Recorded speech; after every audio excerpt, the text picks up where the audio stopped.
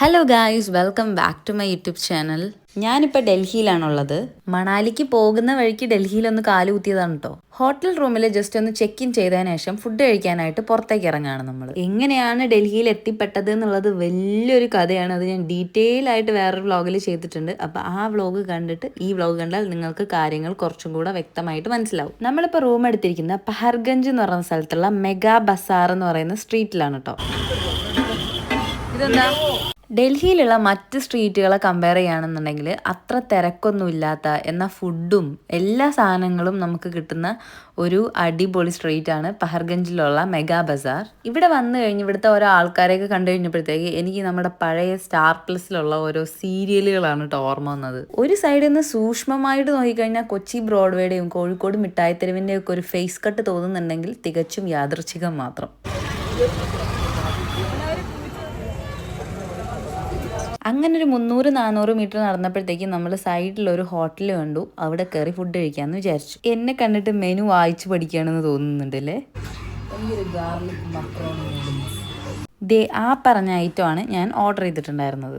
ഇതാണ് ഞാൻ പറഞ്ഞ ആ ഐറ്റം, ഗാർലിക് മക്രോണി നൂഡിൽസ്.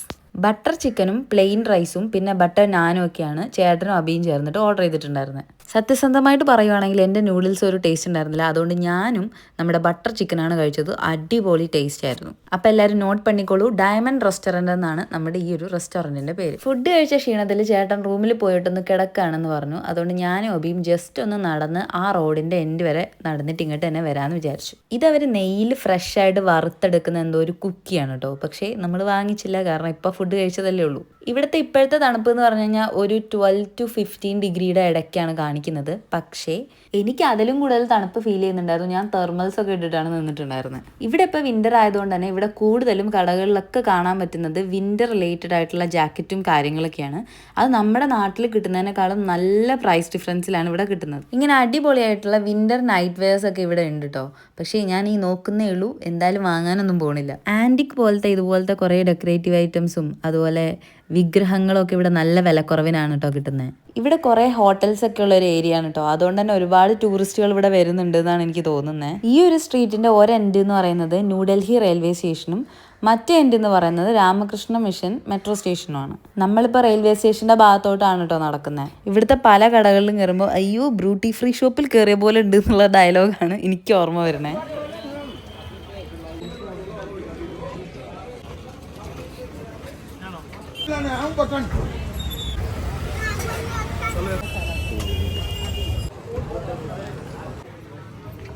അങ്ങനെ ഇതാ കാഴ്ചകളൊക്കെ കണ്ട് നടന്ന് നമ്മൾ ഏകദേശം ഇവിടുത്തെ ന്യൂഡൽഹി റെയിൽവേ സ്റ്റേഷൻ്റെ അടുത്തെത്തിയിട്ടുണ്ട്.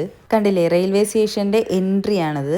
ഇവിടുത്തെ ഇങ്ങനത്തെ ഒരു പ്രതിമയൊക്കെ ഉണ്ടായിരുന്നു കേട്ടോ. അതിൻ്റെ അടിയിൽ പേരൊക്കെ എഴുതിയിട്ടുണ്ടായിരുന്നു. എന്നാലും ആരാണെന്ന് എനിക്കങ്ങോട്ട് മനസ്സിലായില്ല. തണുപ്പ് കയറിയിട്ട് ചെവി നല്ല പ്രശ്നമായിരുന്നതുകൊണ്ട് തന്നെ ഞാനൊരു ഇയർ മഫ് വാങ്ങാമെന്ന് വിചാരിച്ചു. ആദ്യം വാങ്ങാമെന്ന് വിചാരിച്ചെങ്കിലും പിന്നെ ഓരോന്നായിട്ട് ട്രൈ ചെയ്ത് നോക്കിയപ്പോൾ എനിക്ക് അത്രയ്ക്ക് അങ്ങോട്ട് ഇഷ്ടപ്പെട്ടില്ല. അപ്പം ഞാൻ അവിടുത്തെ ബയ്യനോട് പറഞ്ഞു എനിക്കിത് വേണ്ടാന്ന് ഞാൻ പറഞ്ഞു. നമ്മളിടയ്ക്ക് ഈ വീഡിയോയും കൂടി എടുക്കുന്നതുകൊണ്ട് ആ ബയ്യ ലാസ്റ്റ് പറഞ്ഞത് നമ്മൾ വീഡിയോ എടുക്കാൻ വേണ്ടിയിട്ട് അത് ട്രയൽ നോക്കി എന്നാണ്. പിന്നെ വീഡിയോ ഡിലീറ്റ് ചെയ്യണമെന്നായി, അവർ പറ്റില്ലെന്നായി. ഞങ്ങൾ അങ്ങനെ 1-2 പറഞ്ഞ് മുറി ഹിന്ദിയിൽ കുറച്ച് ബഹളമായിട്ടാണ് ഞങ്ങൾ അവിടെ നിന്ന് പോകുന്നത്. അങ്ങനെ റെയിൽവേ സ്റ്റേഷൻ്റെ അവിടെ നിന്ന് ഫർദർ അങ്ങോട്ട് പോകണ്ടെന്ന് തീരുമാനിച്ചതിന് ശേഷം ഞങ്ങൾ തിരിച്ച് നടക്കാൻ തുടങ്ങി. തിരിച്ച് വരുന്ന വഴിയിൽ കണ്ട കുറച്ച് അടിപൊളി കാഴ്ചകളൊക്കെയാണ് ഇത്. പോരുന്ന വഴിയിൽ പാനിപൂരി എന്ന് തോന്നിപ്പിക്കുന്ന രീതിയിലുള്ള ഗോൾഗപ്പ ഉണ്ടായിരുന്നു, പക്ഷേ വാങ്ങിയില്ല. പിന്നെ അവിടെ ഈ ഒരു ജിലേബി ഉണ്ടാക്കി വിൽക്കുന്നുണ്ടായിരുന്നു കേട്ടോ, നല്ല ഗർമാ ഗരം ജിലേബി. പൊതുവേ ജിലേബി, ലഡു പോലത്തെ മധുരമുള്ള സാധനങ്ങൾ തീരെ എൻജോയ് ചെയ്യാത്ത ഒരാളാണ് ഞാൻ. പക്ഷേ ഇതെനിക്ക് ഭയങ്കര ഇഷ്ടമായി. അത്രയും ടേസ്റ്റ് ആയിരുന്നു. അവരത് നെയ്യിലാണ് വറുക്കുന്നതെന്ന് തോന്നുന്നു. അത്ര അടിപൊളിയായിട്ടുള്ളൊരു ജിലേബി എൻ്റെ ജീവിതത്തിൽ ഞാൻ കഴിച്ചില്ല. അത്രയും ടേസ്റ്റുള്ളൊരു ജിലേബിയാണ്. എനിക്കിവിടെ ഏറ്റവും ഇഷ്ടമായിട്ടുള്ള വേറൊരു കാര്യം എന്ന് പറഞ്ഞാൽ അവിടുത്തെ ഇങ്ങനെ സൈക്കിള് പോലത്തെ റിക്ഷകളാണ്. തണുപ്പായതുകൊണ്ട് തന്നെ ഇവിടുത്തെ പല പട്ടികൾക്കും ആളുകൾ ഇങ്ങനത്തെ ഉടുപ്പുകൾ തുന്നി ഇട്ട് കൊടുത്തിട്ടുണ്ടായിരുന്നു കേട്ടോ. പോരുന്ന വഴിയിൽ കുറച്ച് ഫേസ് ടിഷ്യൂസും 2 വാസ്ലിനും വാങ്ങിയിട്ടാണ് നമ്മൾ റൂമിലേക്ക് വന്നത്. റൂമിലിരുന്ന് അത്യാവശ്യം നല്ല രീതിയിൽ റെസ്റ്റ് ഒക്കെ എടുത്തതിന് ശേഷം രാത്രി ഒരു നീണ്ട സ്ട്രീറ്റ് വാക്കിന് ഇറങ്ങിയതാണ് ഞങ്ങൾ 3 പേരും. നമ്മളിപ്പം താമസിക്കുന്ന ഹോട്ടലുകാർക്ക് തന്നെ ഒരു ട്രാവൽ ഏജൻസി ഉണ്ട് കേട്ടോ. അപ്പോൾ അവർക്ക് ഇങ്ങനെ എന്തോ ഒരു പാക്കേജ് പോലെ ഉണ്ട്, കാറിൽ കൊണ്ടുപോയിട്ട് ഡൽഹിയിലുള്ള മെയിൻ സ്ഥലങ്ങളൊക്കെ കാണിക്കുന്ന ഒരു പാക്കേജ്. അപ്പോൾ നമ്മൾ അതിനെപ്പറ്റി ഒന്ന് എൻക്വയറി ചെയ്യാൻ വേണ്ടി കയറിയതാണ്. ഈ കുക്കി നിങ്ങൾക്ക് ഓർമ്മ ഉണ്ടോ? ഞാൻ ഉച്ചയ്ക്ക് കാണിച്ചു തന്നിട്ടുണ്ടായിരുന്നത് നിങ്ങൾക്ക്. ഇത് അടിപൊളി ടേസ്റ്റ് ആയിരുന്നു. ആ കവറിൽ നമ്മൾ 10 റുപ്പീസിനാണ് ഇത് വാങ്ങിയിട്ടുണ്ടായിരുന്നത്. ചൂട് ബിസ്ക്കറ്റ്.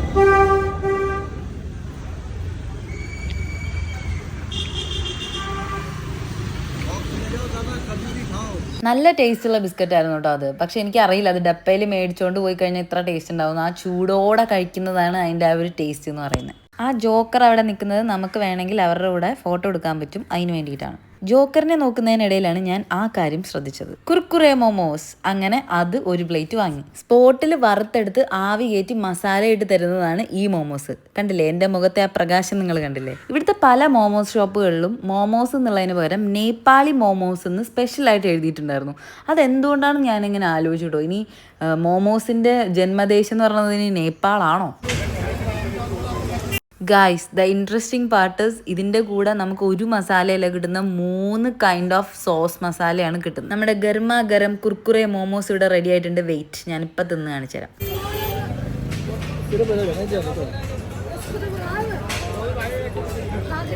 വായിക്കാത്ത ഒടുക്കത്തെ ചൂടും പുറത്ത് ഒടുക്കത്തെ തണുപ്പുമായിരുന്നുകൊണ്ട് വല്ലാണ്ട് അങ്ങോട്ട് എക്സ്പ്രഷൻ ഇടാൻ പറ്റിയില്ല. പക്ഷെ കിടിലൻ ടേസ്റ്റ് ആയിരുന്നു. പിന്നെ ഇവിടെ ചിക്കനൊക്കെ ഇങ്ങനെ മസാല പുരട്ടി പ്രദർശനത്തിന് വെച്ചിട്ടുണ്ടായിരുന്നു കേട്ടോ, പൊരിച്ചെടുത്ത് തരാൻ വേണ്ടിയിട്ട്. നമ്മുടെ റോബസ്റ്റ പഴമാണ് ഇവിടെ വിൽക്കാൻ വേണ്ടി വെച്ചിരിക്കുന്നത്. ഇവിടെ എങ്ങനെയാണെന്ന് വെച്ചാൽ കിലോ കണക്കിനൊന്നും അല്ല കേട്ടോ, എണ്ണത്തിനാണ്.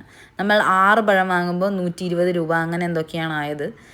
അതൊരു വൃത്തികെട്ട പരിപാടിയായിട്ടാണ് എനിക്ക് തോന്നിയത്. കാരണം പഴമൊക്കെ എണ്ണി മേടിക്കുക എന്ന് പറഞ്ഞാൽ നമ്മൾ കേരളത്തിൽ നിന്ന് പോയിട്ടെ, നമ്മൾ വാഴകളാണല്ലോ, നമ്മൾ വാഴകളുള്ള നാട്ടിൽ നിന്നുള്ള ആളുകളാണല്ലോ. ചിക്കൻ കബാബിൻ്റെ ഒരുപാട് കടകൾ അവിടെ ഉണ്ടായിരുന്നു കേട്ടോ, വേറെയും. നമ്മുടെ നാട്ടിലെ ഈ രാമൻ നായരുടെ ചായക്കട, സുലോചനയുടെ തയ്യക്കട എന്നൊക്കെ പറയുന്നത് പോലെ ഇവിടെയും ആളുകൾ അവരവരുടെ കടയ്ക്ക് അവരവരുടെ പേര് തന്നെയാണ് ഇടാറ്.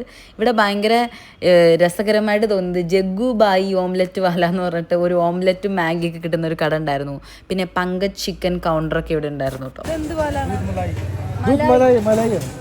ഫ്രൈ ചെയ്യണമെന്നുണ്ടായിരുന്നെങ്കിലും പാല് കുടിച്ച് വെറുതെ വയറ് കേടാക്കണം വിചാരിച്ചിട്ട് ആ ഒരു ഉദ്യമം ഞങ്ങൾ അവിടെ ഉപേക്ഷിച്ചു. നമ്മളിപ്പോൾ നിൽക്കുന്നത് മെട്രോ സ്റ്റേഷനിലാണ് കേട്ടോ. ഞാൻ നേരത്തെ പറഞ്ഞ രാമകൃഷ്ണ മിഷൻ മെട്രോ സ്റ്റേഷൻ. ഇവിടെ നിന്ന് നമ്മൾ ജമാ മസ്ജിദിലേക്കാണ് കേട്ടോ പോകുന്നത്. ഞാൻ ആദ്യം വിചാരിച്ച ജുമാ മസ്ജിദ് എന്നാണ് പ്രൊനൗൺസ് ചെയ്യുക, പക്ഷേ ജമാ മസ്ജിദാണത്. വീട്ടിൽ നിന്ന് വീഡിയോ കോൾ വിളിച്ചതാണ്. അപ്പോൾ നമ്മളെല്ലാവരും കൂടെ ഫോണിലേക്ക് സംസാരിച്ചുകൊണ്ടിരിക്കുകയാണ് കേട്ടോ. നമ്മൾ പറയണത് ചുറ്റുമുള്ളവർക്ക് മനസ്സിലാകാത്തതുകൊണ്ട് നമുക്ക് എന്ത് വേണമെങ്കിലും പറയാം. അതാണ് ഇവിടുത്തെ ഒരു പ്രത്യേകത.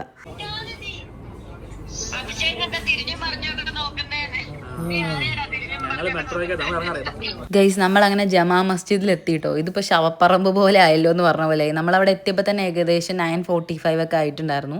അതുകൊണ്ട് തന്നെ അവിടുത്തെ കടകളൊക്കെ അടച്ച് പൂട്ടി അവിടുത്തെ പണിക്കാർ പോകുന്നതാണ് നമ്മൾ കണ്ടുകൊണ്ടിരിക്കുന്നത്. പക്ഷേ ഇത് നമ്മുടെ അല്ലാത്ത സാധനങ്ങൾ, ബാഗ്, അങ്ങനത്തെ സ്റ്റേഷനറി ഐറ്റംസ് ഒക്കെ വാങ്ങുന്ന ഒരു സ്ട്രീറ്റാണ്. ഇതിൻ്റെ അപ്പുറത്താണ് ഫുഡ് സ്ട്രീറ്റ് ഉള്ളത്. അപ്പോൾ നമ്മൾ ഫുഡ് സ്ട്രീറ്റിലോട്ട് നടന്നു പോയിക്കൊണ്ടിരിക്കുകയാണ്. സത്യം പറയുകയാണെങ്കിൽ എനിക്കിവിടെ തീരെ ഇഷ്ടപ്പെടാത്തൊരു കാര്യം എന്ന് പറഞ്ഞാൽ, ഒന്നാമത് നമ്മൾ ഈ ശ്വസിക്കുന്ന തണുത്ത കാറ്റാണ്. ആ തണുത്ത കാറ്റിൻ്റെ കൂടെ പുകയിലയുടെ ഒരു സ്മെല്ലും കൂടി ഇങ്ങനെ കയറുമ്പോൾ എങ്ങനെ ഉണ്ടാവും? അങ്ങനത്തെ ഒരു ഭയങ്കര ബാഡായിട്ടുള്ളൊരു ഫീലാണ് എനിക്കിപ്പോൾ തോന്നുന്നത്. എനിവേ, സക്സസ്ഫുള്ളി നമ്മളിതാ ഫുഡ് സ്ട്രീറ്റിൽ എത്തിയിരിക്കുകയാണ്. ഈ ഒരു സ്ട്രീറ്റിൽ നമ്മളിപ്പോൾ വരാൻ വേണ്ടിയിട്ടൊരു സ്പെഷ്യൽ റീസൺ ഉണ്ട് കേട്ടോ. എന്താണെന്നല്ലേ, നമ്മുടെ ഇൻഫ്ലുവൻസേഴ്സും ഫുഡ് വ്ളോഗേഴ്സും ഒക്കെ സ്പെഷ്യലായിട്ട് കയറി ഇറങ്ങിയ ഒരു കടയുണ്ട് ഇവിടെ. നമ്മുടെ ഹാജി മുഹമ്മദ് ഹുസൈൻ എന്ന് പറയുന്ന ഒരു അപ്പൂപ്പൻ്റെ ഡീപ്പ് ഫ്രൈ ചെയ്ത ചിക്കൻ കിട്ടുന്ന ഒരു കട. ആ കടയിൽ നിന്ന് ചിക്കൻ കഴിക്കാൻ വേണ്ടിയിട്ടാണ് നമ്മൾ ഇത്രയും കഷ്ടപ്പെട്ട് ഇന്നിവിടെ എത്തിച്ചേർന്നിരിക്കുന്നത്. ഇപ്പം നമ്മൾ ഗൂഗിൾ മാപ്പ് നോക്കിയിട്ടാണ് അങ്ങോട്ട് മന്ദം പോയിക്കൊണ്ടിരിക്കുന്നത്. So finally we have reached our destination. ഈ അപ്പൂപ്പനാണ് ഞാൻ പറഞ്ഞ ആ അപ്പൂപ്പൻ, ഹാജി മുഹമ്മദ് ഹുസൈൻ. ഡൽഹി ഫേമസ് ഫുഡ് എന്ന് നമ്മൾ സെർച്ച് ചെയ്തിട്ടുണ്ടെങ്കിൽ ആദ്യം കിട്ടാൻ പോണത് ഈ ഒരു ഫ്രൈഡ് ചിക്കൻ്റെ ഒരു ഷോപ്പിൻ്റെ ഡീറ്റെയിൽസും കാര്യങ്ങളും ആയിരിക്കും. That's for sure. അങ്ങനെ നമ്മൾ ഓർഡർ ചെയ്ത് ഒരു പ്ലേറ്റ് ഈ ഐറ്റമാണ് നമ്മൾ വ്ളോഗിലൊക്കെ സ്ഥിരം കാണുന്ന ആ ഒരു ഐറ്റം. ഇവിടുത്തെ ഒരു പ്രത്യേകത എന്താണെന്ന് വെച്ചാൽ ഇവർ 2 തവണയാണ് ചിക്കൻ ഫ്രൈ ചെയ്യുക, ഡീപ്പ് ഫ്രൈ. അതായത് ഒരു തവണ ഇവർ മസാലയൊക്കെ പുരട്ടി ഫ്രൈ ചെയ്തെടുത്തിട്ട് പിന്നെ വെട്ടി മുറിച്ചിട്ട് ഒന്നും കൂടെ ഫ്രൈ ചെയ്തെടുക്കും. ചിക്കനും പിന്നെ റൊമാലി റൊട്ടിയും പിന്നെ അരിഞ്ഞ സവാളയും അതിൻ്റെ കൂടെ അത്യാവശ്യം നല്ല എരിവുള്ള ഒരു ചട്നിയും ചേർത്തിട്ടാണ് ഇവർ സെർവ് ചെയ്തിട്ടുണ്ടായിരുന്നത്. മയണൈസ് മുക്കിയെടുക്കണ പോലെ ആ റുമാല റൊട്ടിയിൽ ചിക്കനും കൂടെ മുക്കിയെടുത്ത് വായിൽ വെച്ചാൽ മാത്രമേ ഓർമ്മയുള്ളൂ.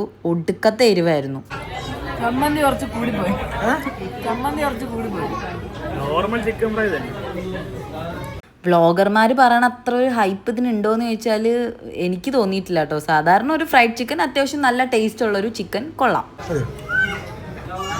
അതിനുശേഷം തിരിച്ചടക്കുന്ന സമയത്ത് നമ്മൾ അവിടെ കണ്ടൊരു കടയിൽ കയറിയിരിക്കുകയാണ്. അവിടെ നിന്ന് നമുക്ക് മണാലിയിൽ ഇടാൻ ആവശ്യമായിട്ടുള്ള കുറച്ച് ഗ്ലൗസും ഹാറ്റൊക്കെ കിട്ടുകയാണെങ്കിൽ അതും വാങ്ങണം.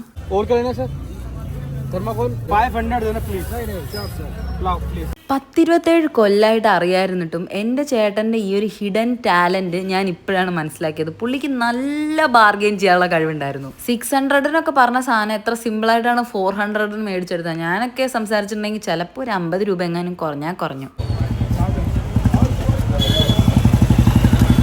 ചേട്ടനാണെങ്കിൽ പിന്നെ ഇടയ്ക്കിടയ്ക്ക് പ്രോട്ടീൻ കയറ്റുന്നൊരു സ്വഭാവമുണ്ട്. അതുകൊണ്ട് മുട്ട എവിടെ കണ്ടാലും വണ്ടി അവിടെ നിൽക്കും. അപ്പോൾ നമ്മളിപ്പോൾ ഒരു മുട്ട വേവിച്ച് കിട്ടുന്ന ഒരു കടയുടെ ഫ്രണ്ടിലാണ് നിൽക്കുന്നത്. ഞാൻ ഇതുവരെ കണ്ട കടകളെ വെച്ച് കമ്പയർ ചെയ്യുമ്പോൾ അത്യാവശ്യം നല്ല വൃത്തിയുള്ളൊരു കടയായിരുന്നു ഇത്. കാരണം അവിടെ മുട്ട മാത്രമല്ലേ ഉള്ളൂ, അതുകൊണ്ടായിരിക്കാം. എന്നാൽ ഈ അപ്പൂപ്പനെ എനിക്ക് ഭയങ്കര ഇഷ്ടപ്പെട്ടു കേട്ടോ.